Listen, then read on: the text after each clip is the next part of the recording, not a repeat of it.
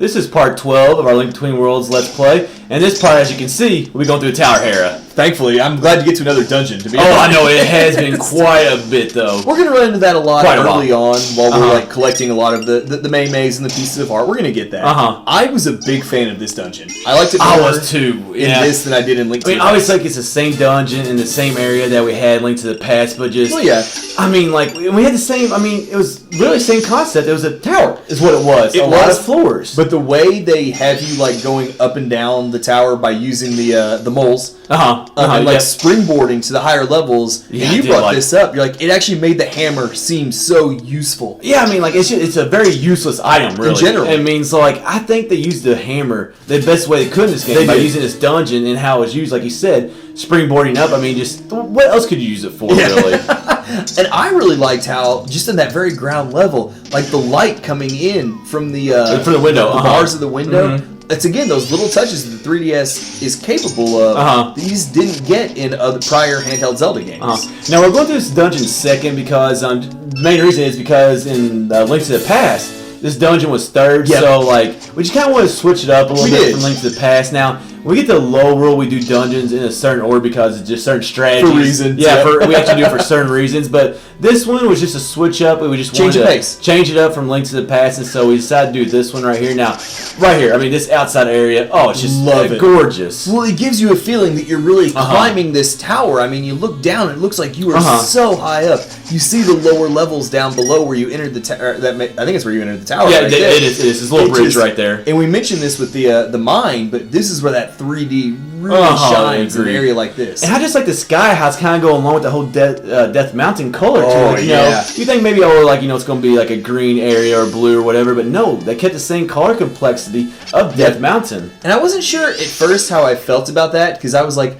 I would have liked to have seen them put something a little more like beautiful down there. Yeah. But I actually, like you said, it fits the theme of where we are. Like, one of the things we love so much in Link to the Past is like on Death Mountain, we can see like the area down below you. It's like woods. Now, you do bring up a good point. Like, what if you would have been able to see that from the Tower of Hera in this game? Like, even higher up, which we actually do get that with Hyrule Castle a little bit later on before we enter low roll, which was kind of cool, but I kind of agree. Like, I do like the sky and the color of it right there, but at the same time, if we got something that looked way far down below, that would also have been cool. Yes, it does, though, also give you the feeling of, like, you're up in the clouds right now. I mean, that's how high up you are. I just thought it very well done.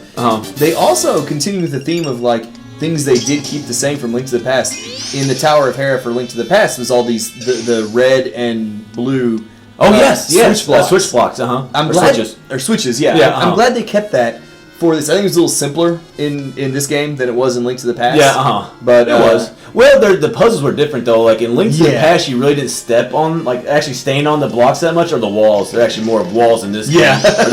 But like, I did kind of like that. And I was also... I forgot what I was talking about. You couldn't tell. I was sitting there. I forgot what I was talking about. I was like, I really liked that. I liked how a lot of the puzzles in this were a little more outdoor oriented. Like, we spend more time... I don't know if you really call it a puzzle, just kind of working your way around the outside of the palace, or tower, rather. But I thought it was a nice change of pace to spend so much time outside. One thing we always talk about is that feeling of nothing below you, like the sky, and that feeling of like just falling to your death, and how that actually makes things more exciting. Like you only lose one heart. Like it's still adds to adrenaline, and that's just the point right there, like where we had nothing below us.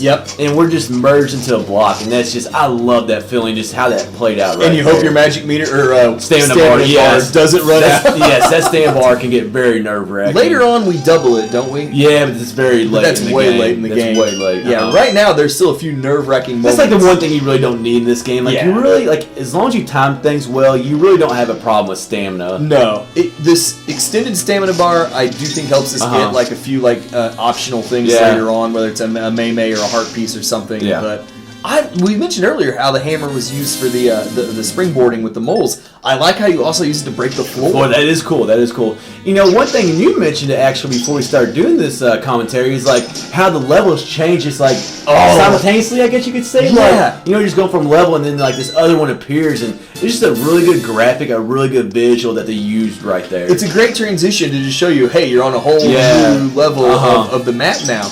You know, I'm not gonna lie, I really like this dungeon. Like, I don't know how high I rank in this game. I actually like the House of Gales better, but like, I just thought we're playing through as our second dungeon. Yeah. But I thought for second dungeon in this game, I thought this was just very strong dungeon. I also think that it helps that they made this like distinct enough from the Link to the Past Tower of Hera. And obviously House of Gales, you know, we're also a fan of the other one we could have done. That was totally different. And that's entirely different from the Desert Palace or whatever. I mean, look, they even added the detail. You can tell that we're higher. As we climb higher, like, sometimes they don't always, like, you know, do great on that little aspect, but, like, we can tell that we've climbed 3 or 4 floors right here. And I think a big part of it's being able to see the levels below you where we like the puzzles that we did and the walls that we merged into, which is obviously handy in case we fall off a little.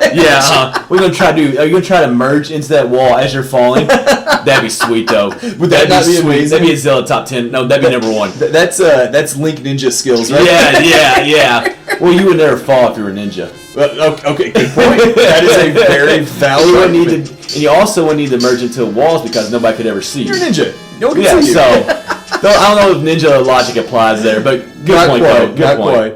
I thought that particular tile room was a waste. Because you stand in that hallway with your shield. At least most tile rooms make you like get in a corner. Yeah. And you still have to swing your sword. And there's more of them. Like there was only like 9 or 10 or something like that. Rectangle or square.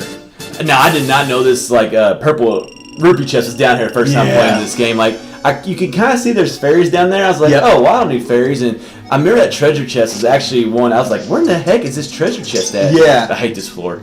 I absolutely hate this floor. This is one of the toughest little rooms in the dungeon, obviously, just because it's so easy for those hard hat beetles. Yeah, hard hat beetles. To knock you off, as you just saw. Yeah, I fall off I ended up falling off like 3 or 4 times, and like just. They push you so far back, and then you also have the bumpers right there. Yes. So I mean, it's just I struggled in this room. I'm not gonna lie. You know what helps though is the fact that at least those crystals you hit don't reset when you fall. Yes, that is true. Thank goodness. Now that one was just. I don't know what to tell you. That was just bad driving right there. That was just bad driving.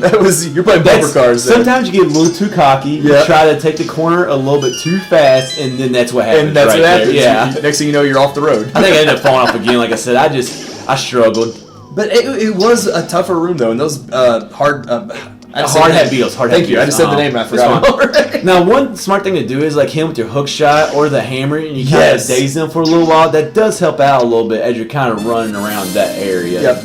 I wasn't a big fan. If you saw us riding the platform there, we got the big key right here, and literally the boss door is right on the other side. Which we will miss right here. We do air. I tried to get off there at the very end because I knew I wasn't going to make it, and I just almost fell off right there too. So it could have been about 5 levels down. We can only fall 2 levels. So yeah. It's just one of those things like you just had to get the timing down a little bit. Yep. I was just not a huge fan of. They're usually not that close, but at least there was like not a puzzle, but like just a little task that you had to do right there. I agree with that, and I like that it still like just doesn't walk through the door and immediately be at the boss. You still have to work your way up to another. We have to all the way to the roof. Yep, if I'm not mistaken. Here's Moldorm again, straight from Link to the Past. We know Moldorm. A lot easier boss fight this time around. He really is. Hamburger or Moldorm. I'm not sure what he is this round. It does look like lettuce there. Now, one thing that you were talking about, Red, is you think this is actually a bigger fighting area. It looks like it. I'm not sure because he's also scaled bigger.